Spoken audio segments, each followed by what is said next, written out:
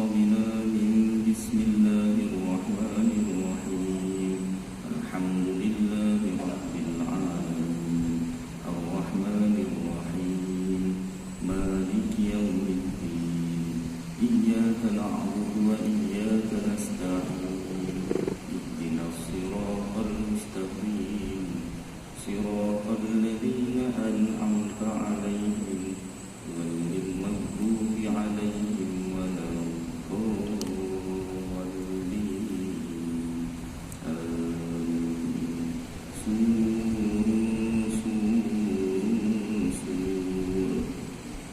الله لا إله إلا هو الحي القيوم لا تأخذه سنة ولا نوم له ما في السماوات وما في الأرض من ذا الذي يشفع عنده إلا بإذنه يعلم ما بين أيديهم وما خلفهم ولا يحيطون بشيء من علمه إلا بما شاء وسع كرسيه السماوات والأرض ولا يئوده حفظهما وهو العلي العظيم إذا استدارت كما استدارت الملائكة بمدينة الرسول بلا خندق ولا سور من كل قدر مقدور وحذر محذور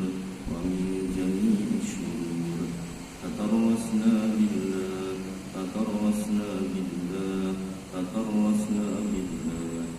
من عدونا وعدو الله من ساق عرش الله إلى قاع أرض الله بمئة ألف لا حول ولا قوة إلا بالله العلي العظيم عزيمته لا تنشق بمئة ألف لا حول ولا قوة إلا بالله العلي العظيم صنعته لا تنقطع بمئة ألف لا حول ولا قوة إلا بالله العلي العظيم اللهم إن أحد أرادني بسوء من الجن والإنس والوحوش من بشر أو شيطان أو سلطان أو وسواس فاردد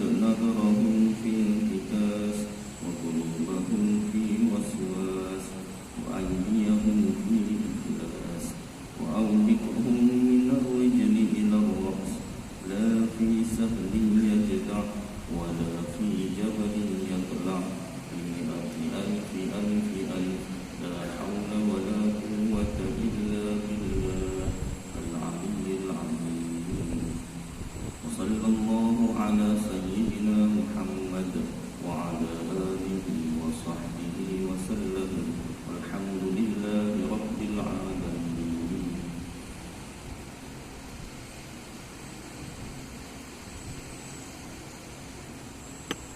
Alhamdulillah. Berdosa tuan pengurusi masjid Taman Sri Pulau Bendana yang dihormati tuan-tuan pengurusi masjid, barisan AJK masjid dan kasihi tuan-tuan imam, tuan-tuan bilal muslimin muslimat yang dirahmati Allah Subhanahu wa taala. Kita sambung pembacaan kitab Aqidatul Najin fi Ilmi Usuluddin bagi Syekh Zainul Abidin bin Muhammad Al-Fatani, iaitu antara kitab Melayu yang terbesar dalam bidang tauhid. Syarah bagi kitab Matan Ummul Barahir bagi Imam Sanusi. Asalnya kitab Jawi, tulisan Jawi dialih ke Rumi oleh Ustazah Nur Ain binti Abu. Muka surat 67 Ta'arif Qudrat. Dan ta'arif qudrat itu pengertian qudrat hiya sifatun wujudiyatun qa'imatun bidzatihi ta'ala yata'atta biha ijazu kulli mumkinin wa i'tamuhu ala wafqil iradati. Artinya iaitu sifat yang wujudiyah, yang ada, yang berdiri dia dengan zat Allah Ta'ala, iaitu ada pada zat Allah Ta'ala, diri Allah, yang dapat dengan dia mengadakan tiap-tiap mungkin dan mengadamkan dia tugas sifat kudrat ini mengadakan atau mentiadakan mungkin. Mungkin ni apa yang boleh ada dan boleh tiada, ataupun dipanggil makhluk. Tapi bila disebut sifat kudrat mengadakan atau mentiadakan makhluk, maknanya Allah lah yang mengadakan atau mentiadakan makhluk. Dalam suasana belajar atau majlis ilmu, kita sebut sifat kudrat mengadakan atau mentiadakan. Kenapa tak terus sebut Allah yang mengadakan atau mentiadakan? Sebab kita nak tahu tugas setiap sifat Allah Ta'ala yang berlainan. Kudrat mengadakan, mentiadakan, iradat menentukan nasib makhluk. Jadi atas dasar ilmu sahaja. Yang sebenarnya yang mengadakan atau mentiadakan tu Allah lah, ya. Atas muafakat iradat, apa yang Allah jadikan atau apa yang Allah tiadakan, itu semuanya muafakat atau bersamaan atau persis. Bahasa Indonesianya persis. Bahasa Melayu pun dah ambil persis. Ataupun saling tak tumpah, sama dengan apa yang dikehendaki. Sifat iradat tu maknanya Allah Ta'ala menghendaki, ataupun Allah Ta'ala menentukan nasib makhluk, ataupun kita panggil takdir. Apa yang Allah Ta'ala jadikan atau tiadakan itu bertepatan dengan apa yang telah ditakdirkan. Baik. Jadi kuasa Allah ini, sifat kudrat ni, kuasa Allah berlaku atau jatuh pada siapa? Pada mungkin, pada makhluk. Tidak berlaku pada dirinya sendiri. Bukan sebab Allah Ta'ala tu tak berkuasa, tak meliputi kuasanya, bukan. Itu menunjukkan kekuasaan Allah lah. Kekuasaan Allah itu dizahirkan, ditunjukkan dengan jatuh atau berlaku kepada makhluk. Kalau jatuh atau berlaku pada dirinya sendiri atau pada sifat-sifatnya, nescaya itu dipanggil lemah. Dah banyak kali sebut. Sebelum ni, tuan-tuan yang selalu duduk pun dah boring dengar benda yang sama, kan? Tapi nak ulang boleh juga. Alah, ingat tak ulang juga. Tak apalah, benda baik kan, ulang sekali tak apa. Tapi ringkaslah. Kalau Allah Ta'ala jadikan pada dirinya sendiri, kuasanya tu nescaya lemah. Contoh makhluk yang lepas disebutkan, kalau satu orang raja menunjukkan kuasanya dengan menjatuhkan hukuman pada dirinya sendiri, nescaya lemah. Dia nak tunjukkan kuasanya, jatuhkan kuasanya, berlakukan kuasanya kepada rakyat. Raja mana? Raja entah berentah. Saya tak sebut mana-mana raja. Ini contoh sahaja. Ataupun contoh yang lain saya buat gergasi tu kan. Push in the bush, kata awak berkuasa, cuba awak tunjukkan kuasa awak, jadikan awak diri awak tikus. Gergasi ni berkuasa tapi bodoh. Tu awak cakap gergasi ni kan. Jadi dia pun jadikan diri dia seekor tikus. Push in the bush apa lagi lah, makan lah tikus ni kan, terengkam, mati. Maknanya lemah. Makhluk aja kalau gunakan kuasanya pada dirinya sendiri lemah, apatah lagi Allah Ta'ala. Tak diterima akal, tak boleh diterima akal kalau Allah Ta'ala ni berkuasa lalu Allah Ta'ala gunakan kuasanya pada dirinya sendiri atau pada sifat-sifatnya, nescaya lemah. Tak dipanggil kuat, tak dipanggil berkuasa. Begitu juga Allah Ta'ala tak boleh berlakukan atau jatuhkan kuasanya pada sifat-sifatnya. Salah satu sifat-sifatnya iaitu iradat, berkehendak ataupun menentukan nasib makhluk, atau disebut takdir. Banyak sinonimnya, kata yang sama maknanya itu banyak. Jadi kalau Allah Ta'ala, macam mana Allah Ta'ala gunakan kuasanya pada takdir? Contoh, boleh tak Allah Ta'ala mengubah takdirnya? Jadi dalam persoalan tauhid secara ringkas, saya tak nak ulang panjang-panjang, saya dah pernah sebut panjang-panjang sebelum ni kan. Jadi ni ulang kaji ringkas. Allah Ta'ala tak boleh ubah takdirnya, bukan sebab Allah Ta'ala tak berkuasa, tetapi Allah Ta'ala berlakukan atau jatuhkan kuasanya itu pada makhluk, bukan pada diri dan sifat-sifatnya. Habis Quran hadis dah bahas dah sebelum ni. Dah bahas. Sebut lagi kan nanti panjang lagi. Yang dah salah duduk dah berderah telinga. Ustaz ulang je Ustaz. Dia ulang biar sampai ingat. Dah ingat biar sampaikan pada yang lain pula. Itu yang bagus ni kan. Baik. Macam cerita kelebihan sembahyang, kelebihan zikir, kelebihan baca Quran, kelebihan dakwah, kisah-kisah sahabat, kelebihan puasa, kelebihan haji. Diulang. Ulang kali pertama tu supaya ingat. Ulang kali ketiga tu bila dah ingat, ulang kali ketiga lagi. Supaya apa? Supaya dapat beramal. Dah ingat, dah beramal, ulang lagi. Supaya apa? Supaya sampaikan pada yang lain pula. Dah ingat, dah beramal, dah sampaikan lain, ulang lagi. Kenapa? Itu untuk orang lain pula. Ini sama. Ini baik kena ulang-ulang. Yang namanya manusia kan lupa. Dia kena ulang. Baik. Itu sifat kudrat ya. Secara formulanya begitu. Allah Ta'ala punya kuasa jatuh pada makhluk sahaja. Tidak berlaku, tidak jatuh pada dirinya sendiri dan segala sifat-sifatnya. Tidak ya. Formulanya tu kena pegang. Bukan setakat kena pegang, kena gigit dengan gigi geraham. Bukan setakat kena gigit gigi geraham, masuk ke dalam hati, dipasak tu. Formula tu kalau tak dipasak, datanglah kenyataan yang boleh mengganggu-gugat. Bukan setakat mengganggu, menggugat. Jadi mengganggu-gugat. Ada tu dalam sebenarnya. Bukan setakat mengganggu, bukan setakat menggugat, mengganggu-gugat. Akidah kita kalau formula ni tak dipasak betul dalam hati ya. Apa formulanya? Kuasa Allah hanya berlaku pada makhluk, tidak berlaku kepada dirinya dan sifat-sifatnya. Itu dia formulanya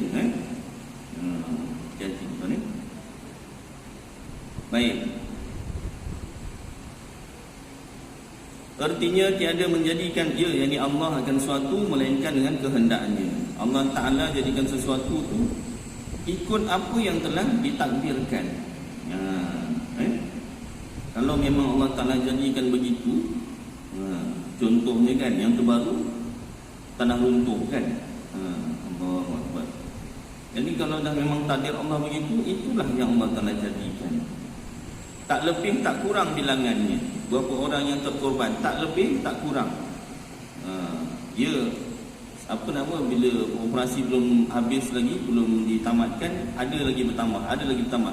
Makna sampai akhir operasi nanti dah total sekian-sekian orang yang terkorban.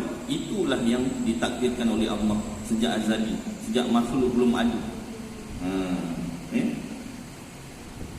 Dan kata mereka itu yang dapat dengan dia, kata mereka itu apa? Kata ulama lah. Yang dapat dengan dia, dengan sifat kudrat itu, mengadakan tiap-tiap mungkin dan mengadamkan dia. Mengadakan tiap-tiap makhluk dan mengadamkan dia, mentiadakan dia. Itu isyarat, itu petanda kepada ta'alluqnya suluhiyyun qadimun. Pernyataan ini menerangkan tentang ta'alluq suluhiyyun qadimun. Ta'alluqnya itu apa? Iaitu peringkat pengoperasiannya. Sifat kudrat ini ada peringkat operasinya, iaitu suluhiyyun qadimun. Boleh Allah Ta'ala jadikan atau tiadakan makhluk sejak azali. Qadimun tu sejak tiada mula, sejak azali, sejak makhluk belum ada. Makhluk belum ada, boleh tak Allah Ta'ala jadikan? Boleh. Makhluk belum ada, boleh tak Allah Ta'ala tiadakan terus? Boleh. Itu peringkat suluhiyyun qadimun. Dan iaitu maknanya apa? Iaitu patutnya atau bolehnya pada azali, pada sejak tiada mula, yakni sejak makhluk belum ada, bagi mengadakan dan mengadamkan, mentiadakan. Bukan isyarat, bukan petanda kepada ta'alluqnya tanjizi hadis. Tanjizi hadis apa pula? Tunai tanjiziyun, yang ini tunai hadithun, yang baharu. Tunai Allah Ta'ala jadikan makhluk. Bila? Kalau saya, tunai Allah Ta'ala jadikan saya atau lahirkan saya pada 18 Jun 1985. Itu tahun Masihi. Tahun hijrahnya ialah lupa. Biasa tarikh lahir Masihi dia ingat. Hijrah lupa biasa. Habis internet cari Ustaz? Search kat internet lah. Maklumat kan di hujung jari. Tulis kat mana-mana nota ke apa ke, tulis kat handset ke kan, tarikh hijrah. Jangan tak tahu. Habis Ustaz tak tahu, saya tahu tapi dah lupa. Tak selalu sebut. Ya tak? Kalau macam tu, habis nak sambut birthday ikut Masihi ke ikut apa nama hijrah Ustaz? Sambut birthday pun tak disuruh pun, tapi kalau nak juga sambut ya suka hati lah. Tak sambut boleh, nak sambut pun boleh. Nak sambut Masihi boleh, nak sambut hijrah pun boleh. Tapi tak pernah ke jarang-jarang orang buat. Macam tak pernah kan. Ini sambut birthday. Birthday kau 1896 ni tarikh hijrah. Oh, ni hijrah. Saya nak sambut dua-dua lah Ustaz, suka hati. Yang penting ada doa selamat lah. Lagu boleh tak Ustaz selamat hari jadi? Boleh. Tapi tambahlah Allah selamatkan kamu, jadi doa sikit. Saya kalau buat majlis, masa buat majlis apa, ada lahir anak tu, tambah asyik apa, selamat hari jadi je kan. Tambah Allah selamatkan kamu. Tambah happy birthday, boleh happy birthday pun happy birthday lah. Jadi 3 lagi. Kalau tahu yang bahasa Mandarin, bahkan sekali tak apa. Bahasa Tamil sekali Lepas tu doa, jangan tak doa. Doa panjang umur, murah rezeki, ditetapkan iman. Iman dalam Ahlus Sunnah wal Jamaah. Baik. Jadi tunai yang baharu. Bila Allah Ta'ala tunai jadikan saya atau lahirkan saya 18 Jun 1985. Itu ta'aluk atau peringkat ta'aluk tanjiziyun hadithun. Tunai yang baharu. Tunai Allah Ta'ala lahirkan saya. Bukan jadikan. Pasal apa? Jadikan tu dalam perut tu dah jadi dah kan. Itu sebab bagi tarikh lahir. Patut lagu pun kena tukar, bukan selamat hari jadi, selamat hari lahir. Tapi dah daripada dulu memang lagu tu selamat hari jadi tak sedap Ustaz tukar. Kakilah. Nak tahu tarikh hari jadi payah juga kan. Bila tarikh jadi, itulah masa 4 bulan dalam perut tu. Payah pula cek tarikh tu kan. Baik, sambung. Dan iaitu mengadakan dan mengadamkan dengan fi'il, dengan perbuatan. Yang ini dengan menunaikan bagi jadinya realization. Orang Jawa kata realization. Berabuk orang Jawa ni cakap. Dia belajar kat London. Realization. Menjadikan real, menjadikan sebenar tu, iaitulah ta'aluk tanjiziyul hadithun, tunai yang baharu, dan adamnya dan ketiadaannya.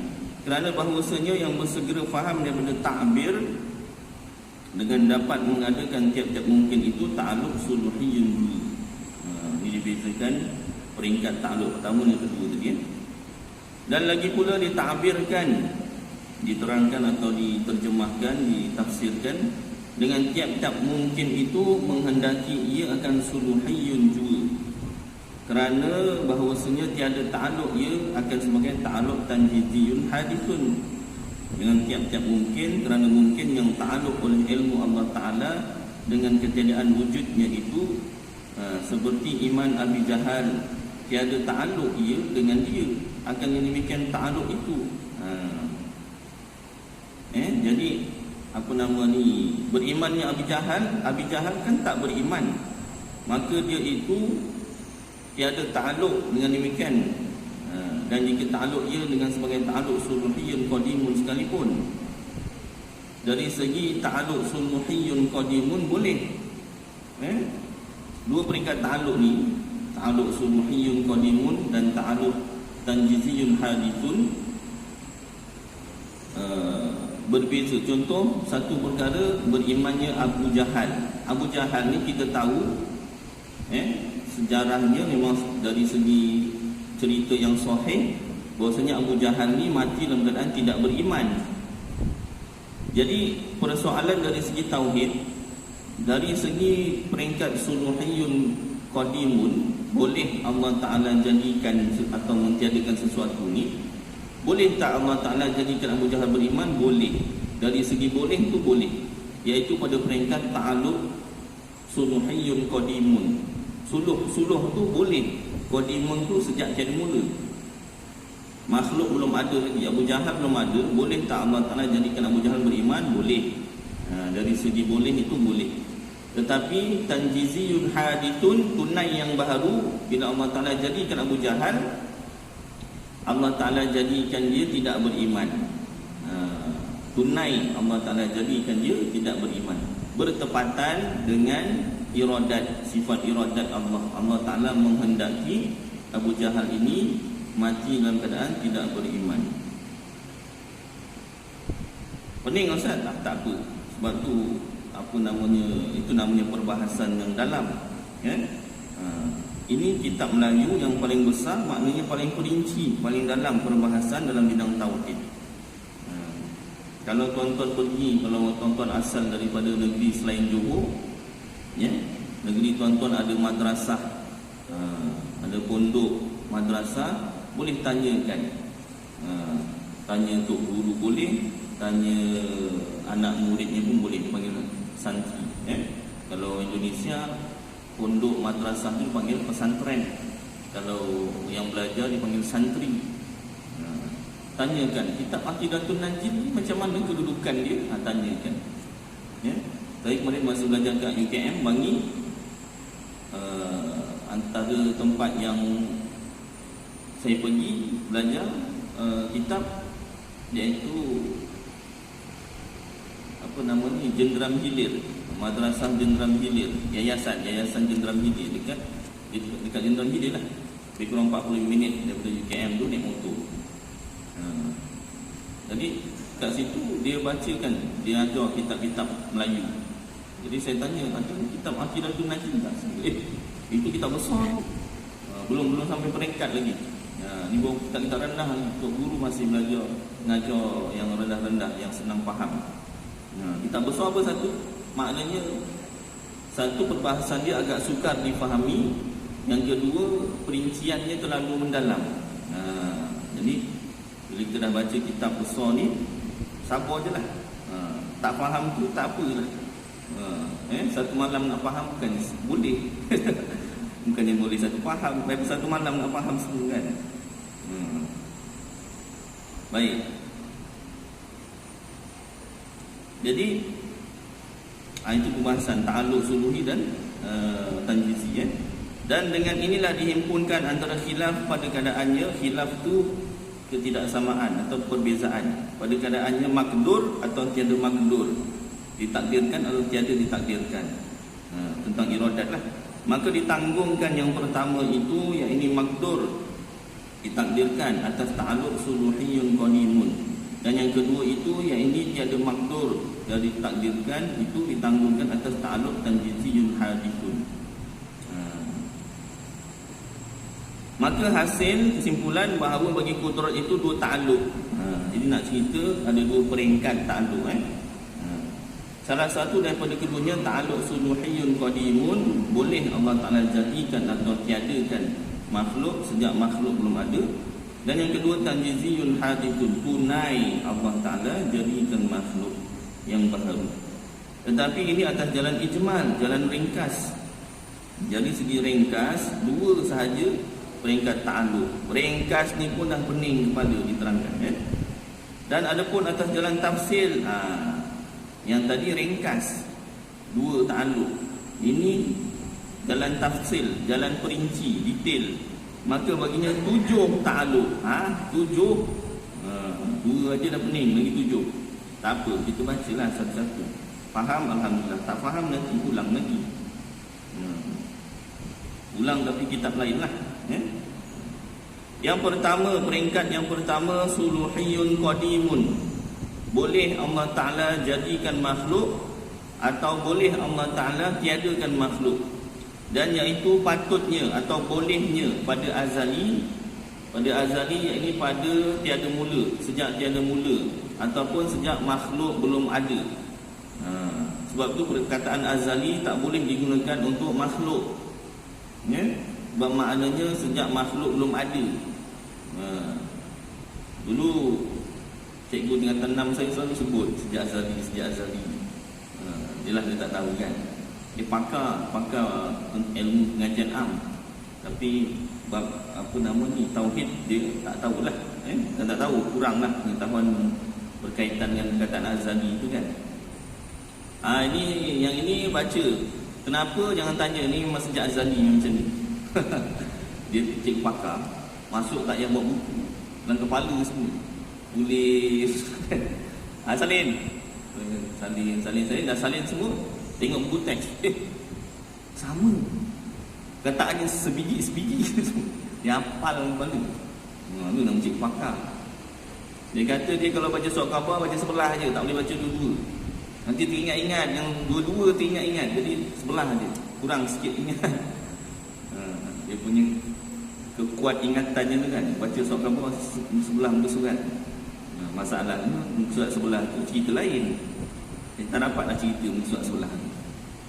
Dahsyat dia punya hafalan dia. Pengajian am dah sikit tuan-tuan. Pengajian am dia punya pelajaran dia pecah dua, kertas satu, kertas dua. Kertas satu tu perlembagaan. Perlembagaan dah macam nak jadi lawyer. Tentang perlembagaan itu pun masih ringkas lagi. Itu pun dah pening paling. Tentang mahkamah, tentang apa kuasa eksekutif, kuasa benda dah ada 3 kuasa tu kan. Lupa dah. Dia tak lupa. Tapi itulah bab tentang bila dia tak lalu bab tentang azali tu, tak tahulah. Habis Ustaz tak beritahu, tu saya pun tak tahu. Kan dia lah. Kemudian dia mau belajar kan. Baik.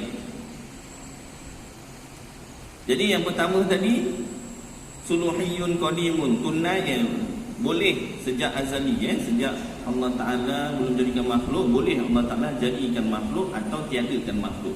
Peringkat yang pertama. Dan keduanya, keadaan mungkin itu pada barang yang lagi akan datang dahulu daripada wujudnya di dalam genggaman kudrat. Kalau bahasa Arabnya qabdah suluhiyun qadimun. Maknanya apa? Dengan makna bahawa Allah Ta'ala jikalau dikehendakinya mengekal dia akan dia. Ini yang peringkat yang kedua. Mengekal ia akan dia, kekalkan atas adamnya, atas ketiadaan makhluk.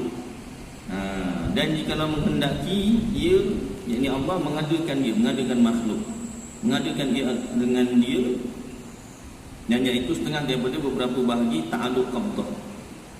Jadi makhluk belum ada, boleh Allah Ta'ala terus kekalkan tiada, dan boleh Allah Ta'ala adakan makhluk. Itu peringkat ta'alluq yang kedua. Peringkat ta'alluq, peringkat ta'alluq kudrat yang kedua. Dan yang ketiga, mengadakan oleh Allah Ta'ala akan sesuatu dengan dia pada barang yang lagi akan datang, dan iaitu setengah daripada segala bahagi ta'alluq tanjiziyun hadithun.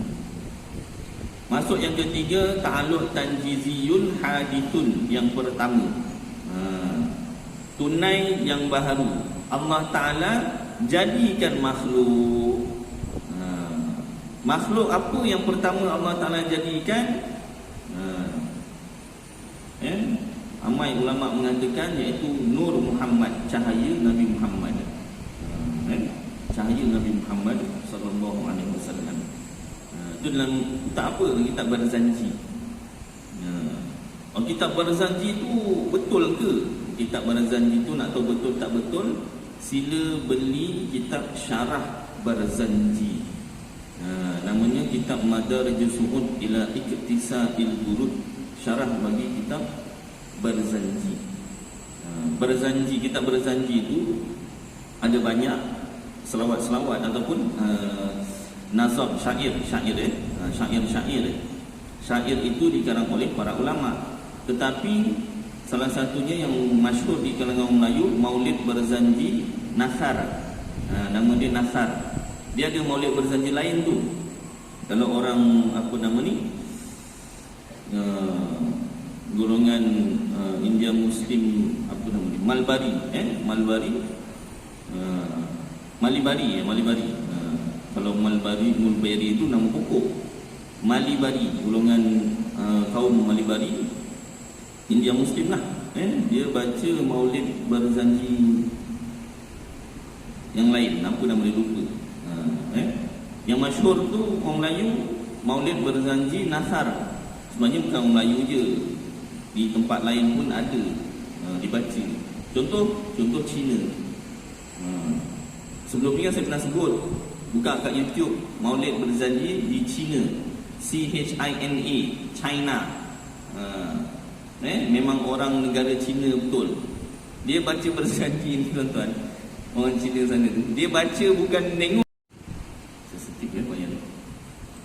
Jadi setelah Allah Ta'ala matikan seseorang atau makhluk, boleh Allah Ta'ala terus kekalkan, tak hidup, dan boleh Allah Ta'ala bangkitkan. Dari segi syariat, Allah Ta'ala janji akan bangkitkan. Habis nak pegang mana satu, Ustaz? Dari segi tauhid ke, dari segi syariat? Dua-dua kita pegang. Kita Ahlus Sunnah wal Jamaah, zahir syariat kita pegang, hakikat tauhid juga kita pegang. Kalau pegang salah satu saja, boleh jadi sesat, boleh jadi murtad, kafir, na'udzubillah min dzalik.